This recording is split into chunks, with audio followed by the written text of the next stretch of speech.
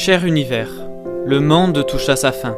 L'air est pollué, les océans contaminés, les animaux disparaissent, les économies se sont effondrées. L'éducation a disparu, la police est corrompue, l'intelligence est évitée et l'ignorance récompensée. Les gens sont déprimés et en colère, donc tout le monde est médicamenté. Nous nous croisons dans la rue, et si nous parlons, c'est une communication robotique, dénuée de sens. Mon univers, je vis dans un monde où les gens préfèrent avoir 15 secondes de gloire plutôt que toute une vie de sens et de but. Les écoles privilégient la compétition à la coopération. Les notes déterminent si tu es une bonne personne ou si tu ne l'es pas. Notre gouvernement construit 2 fois plus de prisons qu'il y a 10 ans, mais elles restent toujours pleines à craquer. Aujourd'hui, il est plus facile de trouver un Big Mac qu'une simple pomme. Et quand vous trouvez la pomme, elle a été génétiquement transformée. Les présidents mentent, les politiciens nous trompent et on ne s'en rend même pas compte. La religion est toujours un problème. Mais comment leur faire comprendre, mon univers, qu'un Dieu partageant la violence ne peut exister? Si Dieu existe, il est tout aimant. 92% des chansons à la radio parlent de sexe. Les enfants préfèrent jouer à Fortnite plutôt que de sortir dehors. La technologie nous donne tout ce dont nous pourrions rêver, et en même temps, elle nous vole tout ce dont nous avons vraiment besoin. La personne moyenne regarde 5 heures de télévision par jour, et les films montrent plus de violence que jamais. La fierté est à son plus haut niveau, l'humilité est au plus bas. Tout le monde se croit supérieur.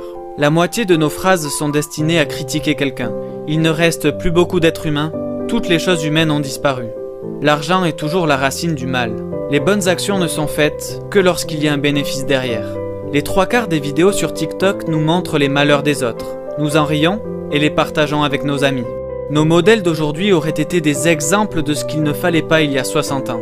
Les entreprises investissent des millions de dollars pour embaucher des spécialistes qui vont convaincre les filles qu'elles ont besoin de maquillage pour être belles, ce qui réduit en permanence leur estime de soi, car elles ne seront jamais assez jolies pour répondre à ces normes impossibles. Les entreprises nous disent achetez, achetez, achetez, obtenez ceci, obtenez cela. Vous devez suivre, vous devez acheter le dernier iPhone, vous devez vous intégrer, cela vous rendra heureux. Oui, peut-être, mais pas pour très longtemps. Alors mon univers, que pouvons-nous faire face à toute cette folie? Je pense que nous pouvons aimer, cette force que tu nous as donnée et auquel tu tiens tant. Et ne t'inquiète pas, je ne parle pas de l'amour que nous entendons dans notre chanson préférée. Je parle du vrai amour, l'amour pur de tout ce qui nous entoure, l'amour sans bornes, sans limite. Aimer du moment où nous nous réveillons jusqu'au moment où nous nous couchons. Mais comment convaincre les gens d'aimer? Peut-être devons-nous faire des actes de gentillesse, parce que c'est contagieux? Peut-être devons-nous montrer un peu plus de compassion que d'habitude? Je pense aussi que nous pouvons pardonner, parce que dans 30 ans, est-ce que cette rancune envers notre ami, notre mère, notre père, en vaudra vraiment la peine?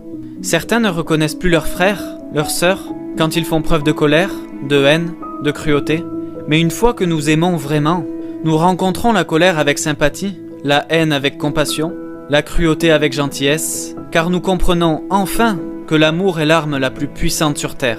Au lieu d'essayer de changer les autres, nous pouvons d'abord nous changer nous-mêmes. Nous pouvons changer nos cœurs. Robert Kennedy a dit un jour que peu d'entre nous auront la grandeur de changer l'histoire. Mais chacun d'entre nous peut changer une petite partie des événements pour que la totalité de tous ces actes permette d'écrire l'histoire d'une génération. Alors oui, le monde touche à sa fin, mais le chemin d'un nouveau départ commence en nous. Je sais que tu seras là pour agir, mon univers, et je veux surtout que celui qui m'écoute devant cet écran comprenne qu'il en fait partie et que cette lettre est finalement pour lui.